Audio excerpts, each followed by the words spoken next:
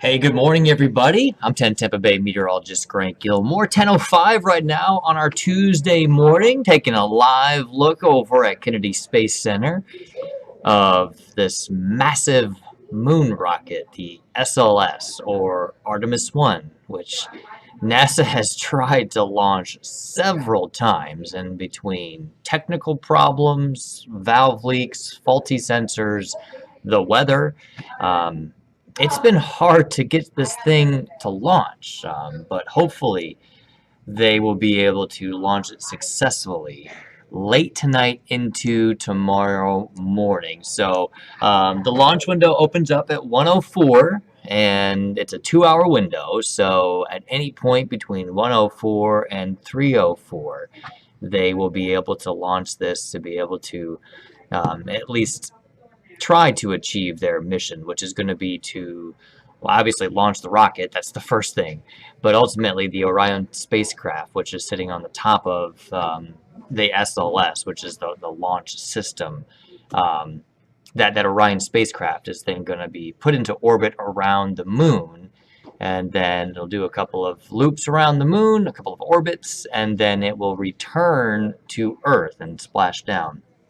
So right now, the forecast is for a 90% chance of good weather conditions to be able to launch. There could be some cumulus clouds in the area, and depending on the conditions within those cumulus clouds and how high they are, that would be the only thing that might keep them from launching. From a weather perspective, obviously there has to be a lot that goes right with the fueling of it as they fuel up those core stages and make sure that everything goes smoothly with that. So fingers crossed that we're able to launch the rocket later today. I can show you the forecast over on the East Coast. We do have a cold front coming our way. I'll talk about that in just a second, especially with the impacts to Tampa Bay. But looking at the forecast overnight tonight, so this is Tuesday night into early Wednesday morning, you see it's just a couple of scattered clouds that could be passing over Cape Canaveral. Otherwise, mostly clear skies. Temperatures will be in the middle 70s. So if you are planning to head over there, good for you. Jealous. It should be a really pretty launch. Those night launches are really something else. It's amazing how bright those rockets are, and the flames from those rockets to light up the sky. I think we should be able to see the launch here in Tampa Bay. So if you're going to be up late tonight, or maybe waking up early in the morning, depending on what your schedule's like, I think the clear skies across the state should allow us to be able to see it. There may be a couple of clouds between here and the east coast of Florida, but hopefully we'll be able to see a launch wherever we are across the state. And that kind of leads us into the second thing that we'll be talking about here is the change in the weather. This cold front is going to take temperatures that will be in the low mid 80s this afternoon to actually drop those temperatures into the 50s by Friday morning. I see somebody just asking here, Thaddeus asking, is this SpaceX or NASA? This is a NASA rocket. So SpaceX does the Falcon rockets. They just did the Falcon Heavy rocket. Was that last week or 2 weeks ago? Maybe that was 2 weeks ago.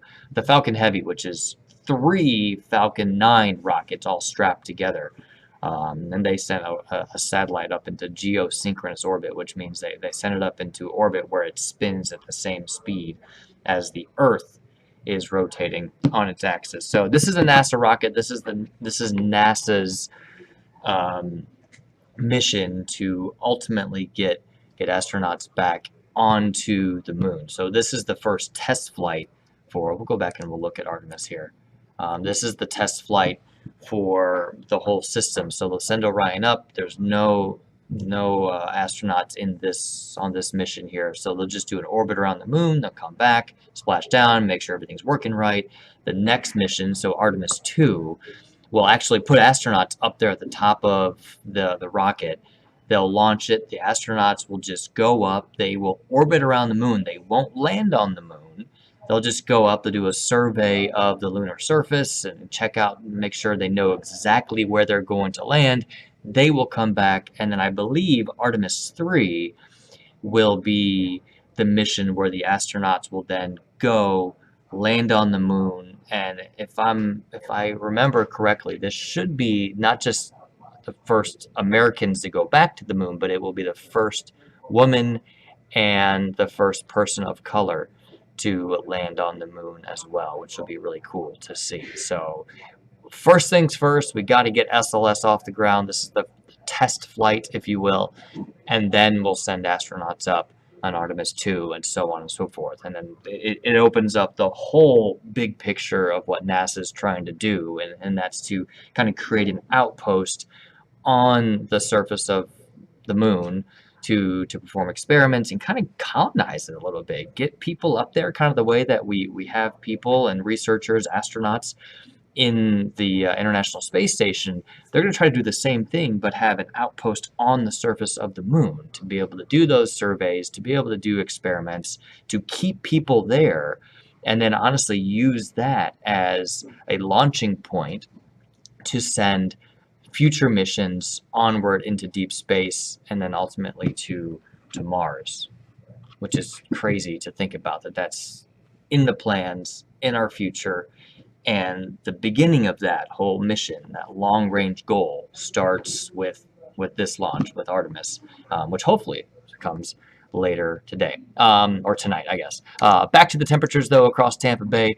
83 today. We're dropping our temps down to near 50 by Friday morning. It's nothing crazy.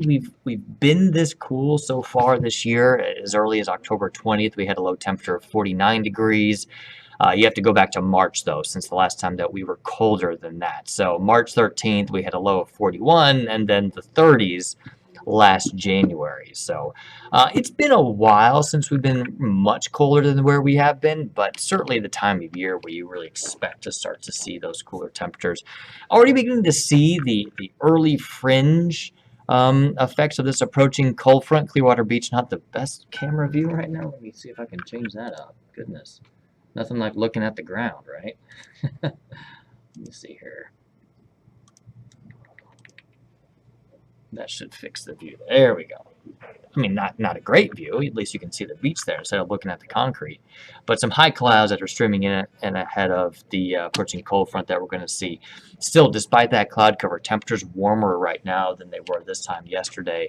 That southerly flow drawing in that warmth, drawing in some moisture as well. It's pretty muggy out there. Temperatures in the mid-70s, I think we'll round out there in the low mid-80s later on this afternoon. Just looking at some other conditions around the area, you see the satellite radar, those high clouds that are streaming in. Now, the green that's showing up on the radar, I don't think a lot of that rain's actually reaching the ground. I think a lot of it's evaporating. There may be like a sprinkle, a raindrop falling, but most of it's evaporating before it actually hits the ground. Much more rain back toward that cold front, but a lot of the showers are actually outpacing the front itself. So they'll lose a lot of their intensity as we go throughout the day. A lot of those showers dissipating, drying up, and eventually, once the front moves through Tampa Bay, I think there will be a couple of showers right along that front as it moves through. The Futurecast is going to show you that, but ultimately, behind the front is what we're going to be talking about into the weekend and really Thursday and Friday, and that's the colder air. You see 20s up in Nebraska, 30s in Kansas, 30s in Missouri, 44 right now in Little Rock. In fact, look at Dallas, 38 degrees right now. So that colder air really plunging south across the plains into northeastern Texas this morning. So southeasterly flow for us ahead of that front, and that's where we're getting those temperatures in the 70s right now, 80s probably by this afternoon, and then you see a lot of the rain just dries up before the front actually gets here. But I do think as the front pushes across the eastern Gulf and starts to approach Tampa Bay through early tomorrow morning, we'll get a couple of those showers developing, maybe even a crack of thunder. No severe weather with this cold front, but there will be a couple of showers scattered along it. And then the front starts to move through. By daybreak tomorrow morning, the front starts to move south, and we'll see the rain clear out. The clouds will clear out quickly as well, and that'll be the point where that cooler air begins to rush in from the north. So we're saying high temperatures in the middle and upper 70s tomorrow.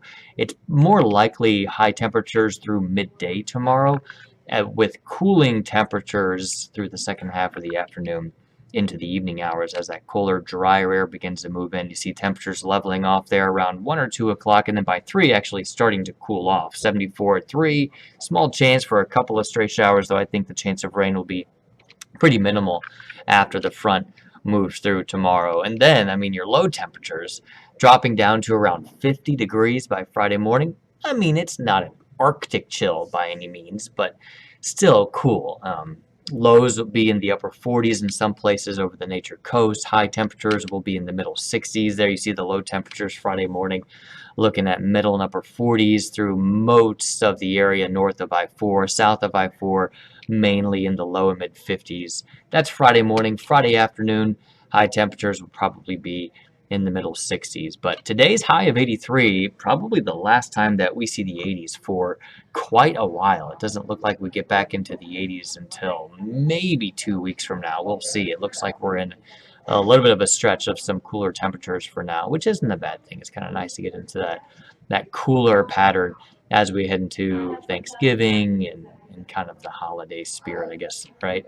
But some showers possible with this cold front.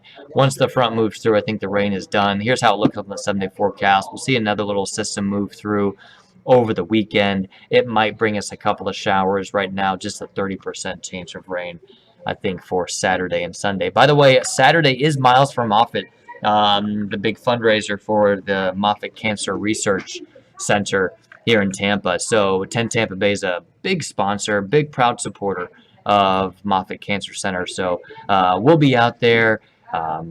Frank Wiley, Caitlin Lockerbie are going to be the MCs for the event. I'll be out running. My daughters were going to be out there running the Run with Raymond little race for the kids. It's always a fun time. There's still time to register if you haven't registered for that or if you haven't done it before. Highly encourage you to do it. It's a great event, fun time, some amazing stories about survivors and why people are running and what people are running for. So just a great atmosphere down at Amalie Arena. We leave from Amalie, we run along Bayshore, and then the run finishes up. There's a 10K, there's a 5K, there's a little 1-mile walk or run, and then there's the kids dash, the Run with Raymond, which is always a great time to see the kids run. It's like a 20-yard run right along the street there, right in front of Hamley, so it's good stuff. But that's Saturday morning. We might see a sprinkle or two out there for that, but I think the 30% chance of rain out there for both days, Saturday and Sunday, will be for the afternoon hours. So that's it for me, guys. Just a quick update for you as we head into our second half of our Tuesday morning. 10 Tampa Bay meteorologist Bobby Deskins is going to be here at midday to give an update on TV, and we'll just keep you updated as things go along with Artemis and, of course, this cold front. So keep checking back for more updates right here on 10 Tampa Bay on YouTube, Facebook, and, of course, on our website on 10tampabay.com, as well as our app. We've got you covered wherever you want to be. We've got those updates for you. So I'll leave you guys with one final look of Artemis as we hopefully see this thing launch at 1:04 this morning. Have a great day.